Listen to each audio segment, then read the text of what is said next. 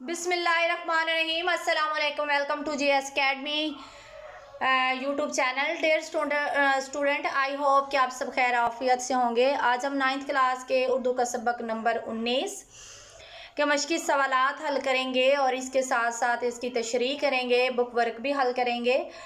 तो आइए चलते हैं सबक के उन्वान की तरफ। हिस्सा गज़ल हम कर रहे हैं, इसकी तशरीह कर रहे हैं हम गज़लियात की। तो उन्वान जो है वो है दिले नदान तुझे हुआ क्या है। शायर का नाम है मिर्ज़ा असदुल्ला खान गालिब।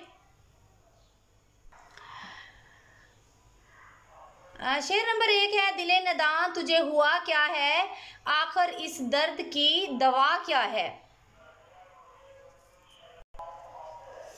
जैसा कि आपको पता है कि दिले नदान जो है मिर्ज़ा असदुल्ला ख़ान ने ख़ुद को कहा है दिले नदान। दिले नदान का मतलब है ना समझ दिल, और दर्द की दवा क्या है। ये है आखिर इस दर्द की दवा क्या है। इसका मफ़हूम है दिल ना समझ तुझे क्या हो गया है, आखिर तेरे इस दर्द की दवा क्या है। शायर कहता है ए ना समझ दिल, आखिर तुझे क्या हुआ क्या है। आखिर हर वक्त तू उदास परेशान रहता है, हर वक्त गमज़दा रहता है। कौन सी चीज़ है जिसने तुझे उदास कर रखा है, तू परेशान हाल रहता है। शायर अपने दिल से सवाल करता है और शायर अपने आप से मुखातिब है। शायर कहता है कि तुझे कौन सी उदासी है, तेरी इस तकलीफ़ का मैं कौन सा इलाज करूं, तू ही बता ताकि उस पर अमल करके सुकून हासिल कर सकूं। पहले तूने हर इंजाम को सोचे बगैर इश्क करने की गलती कर ली और नादानी में इश्क के मर्ज में मुब्तला हो गया। और दिल तू क्या समझता है, ऐसी बीमारी नहीं जिसका कोई दवा हो, ऐसा दर्द नहीं जिसका कोई इलाज हो। इस मर्ज का कोई इलाज नहीं, जो तू चाहता है वो नहीं हो सकता।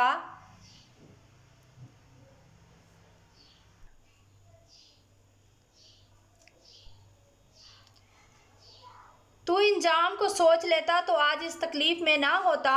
इश्क ऐसा मर्ज है जिसका इलाज महबूब के पास ही होता है। अब तो बेचैन बेसुकून है, बता तेरी इस तकलीफ का मुदावा क्या करूं।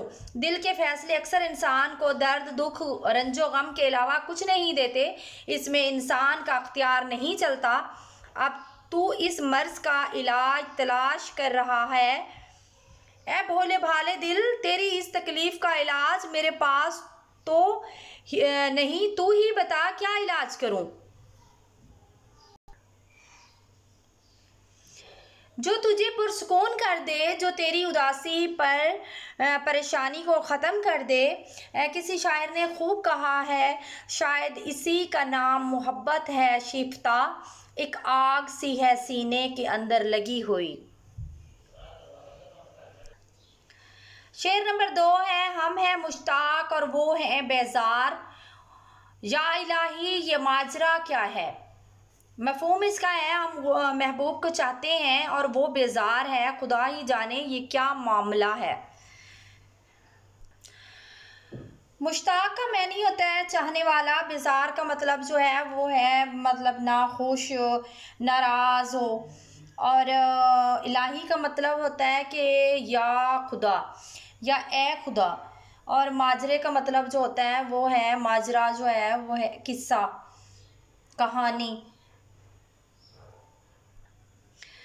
शायर इस शेर में बयान करता है कि हम महबूब को इतना चाहते हैं कि हमारी चाहत का ये आलम है कि उसकी एक दीद के लिए तरस रहे हैं, उसके पीछे मारे मारे फिरते हैं। एक महबूब है जिसको हमारी मोहब्बत पर तरस नहीं आता।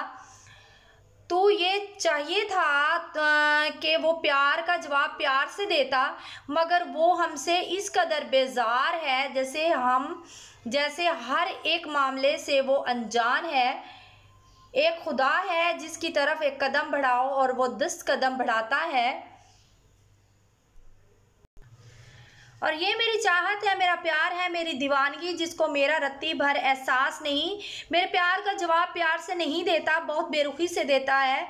हम हैं कि उसको उसकी सोच से भी ज़्यादा चाहते हैं। एक मेरा महबूब है जो मुझे धुतकारता है। ए खुदा, तू ही सब जानता है, हर भेद दिलों के राज जानने वाला है। शहरक से ज़्यादा करीब है, तू बता ये सारा माजरा क्या है। मेरा महबूब नाराज़ है। शेर नंबर 3 है, मैं भी मुंह में ज़बान रखता हूँ, काश पूछो कि मुद्दा क्या है। मुद्दा का मतलब होता है मकसद। अब इसका मफहूम जो है, मैं भी ज़बान रखता हूँ, काश के महबूब पूछ ले कि तेरी मतलब तेरा मकसद या तेरी रज़ा क्या है। शायर कहता है कि मैं भी मुंह में ज़बान रखता हूँ, अपने ख्यालात का इजहार कर सकता हूँ। शायर कहता है कि मेरा महबूब मेरे मुतल्लक दूसरों से पूछता है कि वो मेरे बारे में क्या जज्बात रखता है, मेरे बारे में क्या सोचता है। भला लोग भी किसी का अच्छा चाह सकते हैं। यकीनन वो मेरी बुराइयां ही करते होंगे, मेरे ख़िलाफ़ जहर उगलते होंगे, तभी मेरा महबूब और ज़्यादा मेरे ख़िलाफ़ हो जाता है, मेरे लिए उसकी बेजारगी बढ़ जाती है। अल्लाह ताला ने मुझे भी ज़बान और क़ुव्वत गुआई दी है।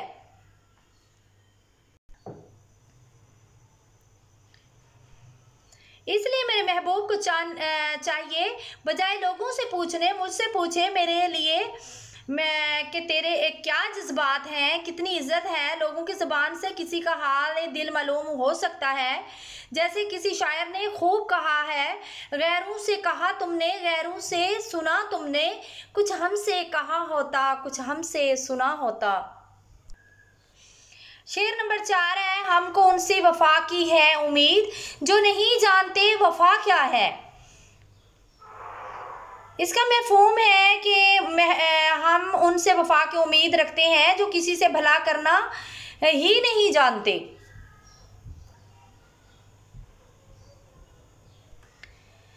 शायर कहता है कि मोहब्बत एक ऐसा रास्ता है जिस पर चलने वाले को बेपनाह मुसाइब का सामना करना पड़ता है। बहुत सी मुश्किलात आती हैं, आशिक इन तमाम तकलीफ़ को हंसी खुशी बर्दाश्त कर लेता है। महबूब बहुत नाजुक मिजाज होते हैं, इसलिए गालिब कहता है कि वो बहुत नाज व अदा का मालिक है। हम हैं कि उसे हासिल करने के लिए दिन रात लगे हुए हैं। हमें तवक्को है एक दिन ज़रूर वो प्यार से हमारी तरफ देखेगा, हमारा मान रखेगा। मुझे इस तरह चाहिए, उसे इसी तरह चाहेगा जिस तरह मैं टूटकर उसे चाहता हूँ। हमें उससे वफा की उम्मीद है। उसने कभी मुश्किलात का सामना नहीं किया, वो नहीं जानता कि मसाइब क्या है। शायर कहता है कि मेरा महबूब बहुत संग दिल है, वो वफा के मफहूम से नावाकिफ़ है। हर हालात में एक दूसरे का साथ देना और कभी साथ ना छोड़ना ही तो वफा कहलाता है। हम भी कितने नादान नासमझ हैं जो उससे वफा की उम्मीद लगाए बैठे हैं। वो ऐसा नाजुक मिजाज है, अगर किसी काम में ज़रा सी दुश्वारी आए तो घबरा जाता है, मगर मैं वफा की तमन्ना रखता हूँ। शायर कहता है हमें वफा की उम्मीद है जो कि मुमकिन नहीं। किसी शायर ने खूब कहा है, क्याम कैसा राह में तेरे शौक़े इश्क को क्या हुआ, अभी 4 कांटे चुभे नहीं, तेरे सब इरादे बदल गए। शेर नंबर 5 है, हाँ भला कर तेरा भला होगा, और दरवेश की सदा क्या है। इसका मफहूम है भला करने वालों से अच्छा बर्ताव किया जाता है, मेरी भी यही तमन्ना है। शायर कहता है, ए महबूब मैं तुझे बेपनाह चाहता हूँ। पहले शेर में गालिब अखलाकियात का दरस देते नज़र आते हैं कि भला कर तेरा भला होगा, मतलब अगर तुम किसी के साथ अच्छा सलूक करोगे तो तुम्हारे साथ भी अच्छा। खुदा भी गैब से उन लोगों की मदद फरमाता है जो दूसरों के साथ भलाई करते हैं। दर्द दिल के वास्ते पैदा किया इंसान को, वरना ताक के लिए कम न थे करो बयां। इंसान को पैदा किया गया असल में ताकि वो दूसरों के दुख दर्द में काम आए, वरना इबादत के लिए फरिश्ते क्या कम थे। गालिब ने इंसान की तख्लीक की तरफ से भी तवज्जो दिलाई ताकि दूसरों के साथ भलाई करो। करना ही नेकी करना है।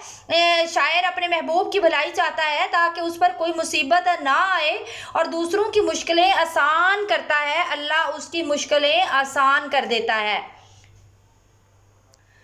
फ़कीराना आए सदा कर चले, मियाँ खुश रहो दुआ कर चले।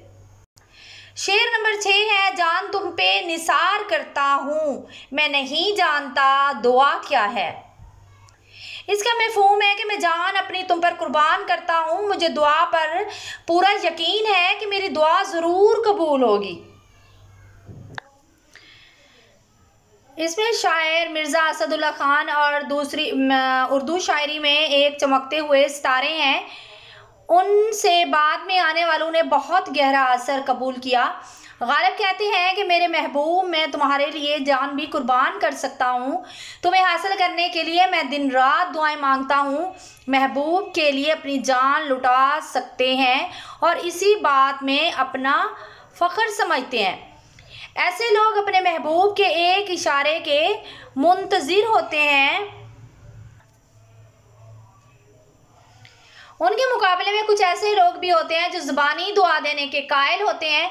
ऐसे लोग सिफर होते हैं, वो अपने महबूब से ज़ुबानी मोहब्बत के दावे तो करते हैं मगर मोहब्बत को निभाने के कायल नहीं होते। शायर कहता है, मैं ज़ुबानी दुआएं देना नहीं जानता बल्कि अमली ज़िंदगी में अपने महबूब को पाने के लिए जान तक कुर्बान कर सकता हूँ। मैं ज़ुबानी दुआओं पर यकीन नहीं रखता। जब मोहब्बत में मुश्किलात का सामना करना पड़ता है तो मैदान छोड़कर भाग जाते हैं। मैं तुम्हारा आशिक हूँ, मुझे हर मौके पर आजमा कर देख सकती हो, तुम्हारे एक इशारे पर अपनी जान कुर्बान कर सकता हूँ। दुआओं में भी अपने महबूब की खुशी मांगता हूँ ताकि महबूब को खुशो खरम देखकर मुझे भी दिली मुसरत हासिल हो। शेर नंबर 7 है, मैंने माना कि कुछ नहीं गालिब, मुफ्त हाथ आए तो तेरा तो बुरा क्या है। मैंने माना कि कुछ नहीं गालिब, मुफ्त हाथ आए तो बुरा क्या है। यानी कि गालिब जो है, मैं मानता हूँ कि गालिब की हैसियत कुछ भी नहीं, लेकिन अगर मुफ्त में कोई चीज़ हाथ आ जाए तो क्या नुकसान है। इसका ये मफ़हूम है। मिर्ज़ा गालिब को बहुत कमाल था शायरी पर। शायर कहता है कि मेरी कोई वक़्त नहीं, मेरी कोई औकात नहीं, मैं मानता हूँ अगर बग़ैर कीमत अदा किए कोई चीज़ मिल जाती है तो ले लेनी चाहिए। मैं तुझे चाहने वाला हूँ, मैं मुफ्त में तुझे मिल रहा हूँ, अगर कोई चीज़ मुफ्त में हाथ आ जाए तो ले लेनी चाहिए। माना कि तेरी दीद के काबिल नहीं हूँ मैं, तू मेरा शौक देख, तू मेरा इंतज़ार देख। शायर कहता है कि तुम्हें कोई कीमत अदा नहीं करनी पड़ रही, तुम ये तो देखो कि मैं तो मुफ्त में बगैर कोई कीमत अदा किए मिल रहा हूँ, फिर इसमें तेरा क्या नुकसान है। मैं तो तुम्हें महबूब समझता हूँ, मैं यकीन रखता हूँ कि तू मुझ पर ज़रूर मेहरबान होगा। वैसे भी अगर कोई चीज़ मुफ्त मिले तो उसे हासिल कर लेने में क्या नुकसान है, इसलिए मुझे भी कबूल कर लो। दरअसल शायर कह रहा है कि ए महबूब, अगरचा मैं बेमोल हूँ मगर बेवक़्त चीज़ हूँ, अगर बेमोल चीज़ हाथ आ जाए तो उसे हासिल कर लेना चाहिए, इसलिए मेरी ज़ात को कबूल कर लो। शायर अपनी ज़ात को महबूब के लिए वक्फ करना चाहता है। आइए चलते हैं सवालात की तरफ। सवाल नंबर 1 है, शायर को किन से वफा की उम्मीद है। इसका जवाब है, शायर को उनसे वफा की उम्मीद है जो ये नहीं जानते कि वफा क्या चीज़ है। सवाल नंबर 2 है, शायर ने किसको नादान कहा है। इसका जवाब है, शायर ने अपने दिल को नादान कहा है। सवाल नंबर 3 है, कौन मुश्ताक है और कौन बेजार। इसका जवाब है, आशिक जो है गालिब वो मुश्ताक और महबूब जो हैं वो बेजार हैं। सवाल नंबर 4 है, दरवेश के लब पर क्या सदा है। इसका जवाब है, दरवेश के लब पर सदा है, भला कर तेरा भला होगा। सवाल नंबर 5 है, गालिब ने मक्ते में महबूब को अपनी क्या कीमत बताई है। इसका जवाब है कि गालिब ने मक्ते में महबूब को अपनी कीमत ये बताई है कि वो कुछ नहीं, यानी उसकी कोई वक़्त नहीं, वो बेहैसियत है। इसके बाद छठा सवाल जो है इस मश्क का, वो है कालम अलफ में दिए गए अल्फाज को कालम बे के मुतलका अल्फाज से मिलाएं। कालम अलफ में पहला लफ्ज़ जो है वो है दर्द और इसका जो मुतलका अल्फाज है वो दवा है। इसके बाद मुश्ताक है और इसका मुतलका अल्फाज जो है वो बेजार है। इसके बाद तीसरा अल्फाज जो है वो मुँह और इसका मुतलका अल्फाज है ज़बान। और इसके बाद है दरवेश और इसका मुतलका अल्फाज जो है वो है सदा। इसके बाद चौथा जो है वो यानी कि हमारे पास है पांचवा लफ्ज़ जो है वो है जान और इसका जो मुतलका अल्फाज है वो है निसार। तो मैंने इधर कालम लिख दिया है ताकि आप आराम से इधर से ही लिख लें। इधर लाइनें लगाने से ना और फिर वो समझ नहीं आता कि कौन सी लाइन कहाँ पे लग रही है। तो आपके लिए ये ज़्यादा बेस्ट है कि आप यहाँ से देख के आप इसको, आपको अगर पेपर में भी लिखें तो इसी तरह ही लिखें कि अगर मतलब कि मुतलका अल्फाज है तो उसका जीम कॉलम बनाएं और उसमें उसका मुतलका अल्फाज लिख दें। इसके बाद सवाल नंबर 7 है, मतन के मुताबिक दुरुस्त अल्फाज या लफ्ज़ की मदद से मिसरे मुकम्मल करें। हमारे पास पहला मिसरा जो है वो है, नादान तुझे हुआ क्या है। दिले नादान तुझे हुआ क्या है।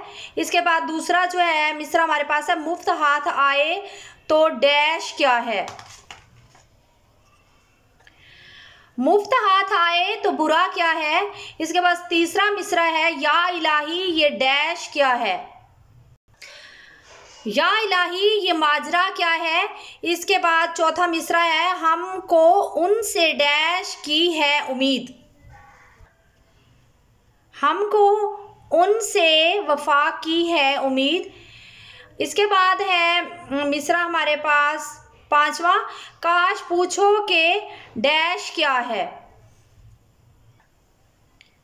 काश पूछो के मुद्दा क्या है। इसके बाद हमारे पास है छठा जो है हमारे पास मिसरा वो है, जान तुम पर डैश करता हूँ। जान तुम पर निसार करता हूँ।